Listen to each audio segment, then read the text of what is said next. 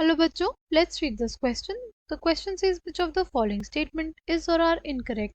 Option A, electron gain enthalpy becomes more negative with increase in atomic number across a period. Option B, effective nuclear charge increases from left to right across a period. Option C, electron gain enthalpy becomes less negative as we go up in a group. Option D, all of the above. Right? The key concept for this question is electron gain enthalpy. Electron gain enthalpy. Electron gain enthalpy को कैसे define करेंगे? See it is basically the enthalpy change when an electron is added to enthalpy change when electron is added to an isolated gaseous atom। किसी भी isolated gases atom अगर electron का addition होगा तो जो भी एंथैल्पी चेंज आएगा उसी को कहते हैं हम लोग इलेक्ट्रॉन गेन एंथैल्पी।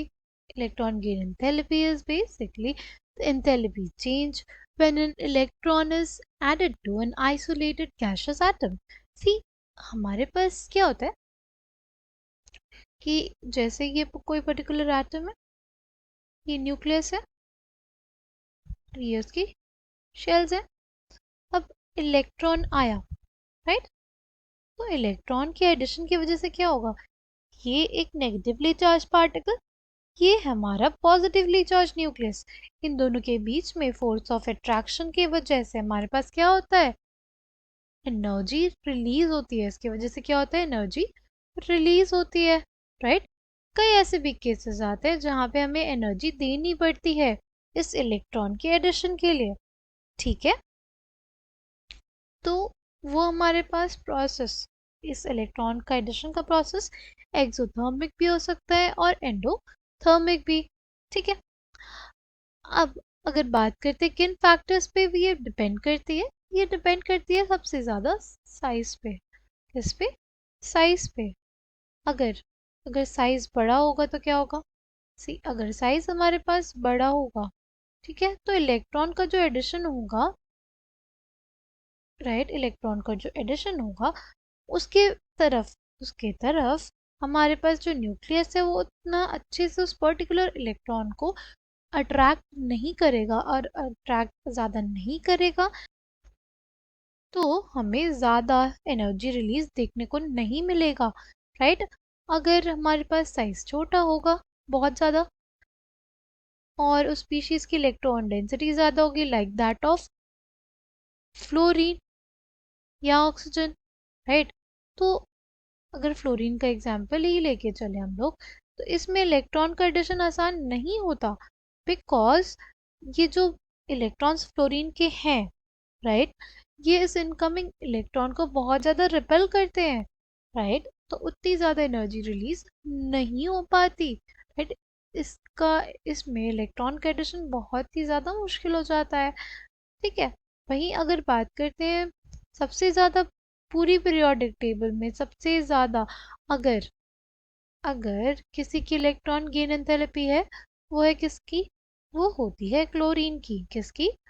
क्लोरीन की, राइट? क्योंकि उसका साइज ज़्यादा बड़ा नहीं है, राइट? उसका साइज इतना बड़ा नहीं है कि जो इनकमिंग इलेक्ट्रॉन है उसको रिपल्शन फेस करना पड़े बाकी इलेक्ट्रॉन से, राइट? और दूसरा रीज़न कि उसका साइज इतना बड़ा नहीं है कि जो इनकमिंग इलेक्ट्रॉन का एडिशन हो उसके वजह से न्यूक्लियस और हमारा जो इनकमिंग इलेक्ट्रॉन है उनके बीच में कोई अट्रैक्शन ना हो। अगर साइज बहुत ज़्यादा बड़ा होता, like that of bromine and iodine, तो साइज बहुत ज़्यादा बड़ा होने की वजह से जो इलेक्ट्रॉन ऐड होता है ब्रोमीन या आयोडीन में, उनके केस में ज़्यादा एनर्जी रिलीज नहीं होती, क्योंकि उस पर्टिकुलर इलेक्ट्रॉन पे जो न्यूक्लियस है वो उतना इफेक्टिवली उस पर्टिकुलर इलेक्ट्रॉन को न्यूक्लियस इफेक्टिवली अपनी तरफ पुल नहीं करता, अगर फोर्स ऑफ अट्रैक्शन नहीं होगा तो डिक्रीज होगा हमारे पास एनर्जी में,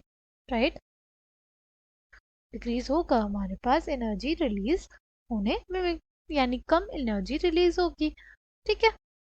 अगर इसको हम लोग एग्जाम्पल से समझना चाहें, वैल्यूज देख लेते हैं फ्लोरीन के लिए। फ्लोरीन के लिए जो इलेक्ट्रॉन की एंथैल्पी होती है उसकी अप्रॉक्सीमेट वैल्यू होती है -328 किलो जूल पर मोल, और जो क्लोरीन की होती है वो होती है -349 किलो जूल पर मोल, ठीक। अगर बात करते हैं हम लोग ब्रोमीन और आयोडीन की, राइट, उसके लिए क्या हो जाएगा, ये हो जाएगा -325 किलो जूल पर मोल। और अगर आयोडीन के लिए बात करते हैं कितना हो जाएगा, वो हो जाएगा -295 किलो जूल पर मोल, राइट, -295 किलो जूल पर मोल, ठीक। नाउ हमारे पास अगर हम लोग देखें, सबसे ज़्यादा क्लोरीन के लिए है, पूरी पीरियोडिक टेबल में सबसे ज़्यादा इलेक्ट्रॉन गेन एंथैल्पी किसकी होती है, क्लोरीन की होती है, ठीक है। अच्छा, हमसे स्टेटमेंट क्या दिया होता कि electron gain enthalpy becomes less negative as we go up in a group.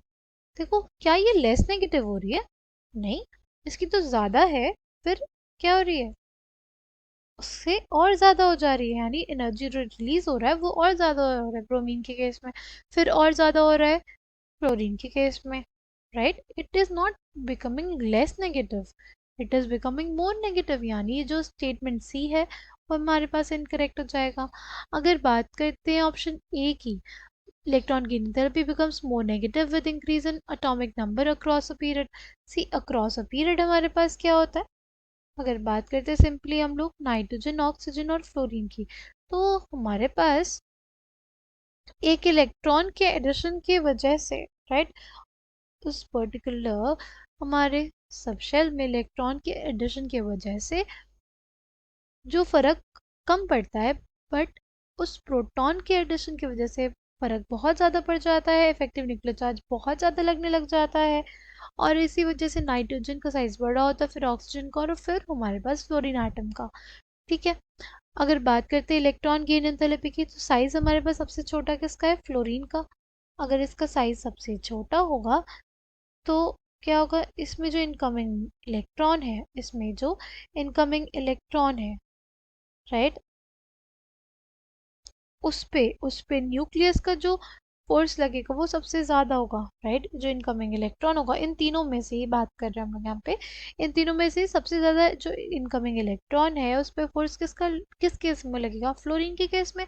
इस वजह से जो फ्लोरीन होता है उसकी इलेक्ट्रॉन गेन एंथैल्पी ज़्यादा नेगेटिव होती है as compare to nitrogen and oxygen.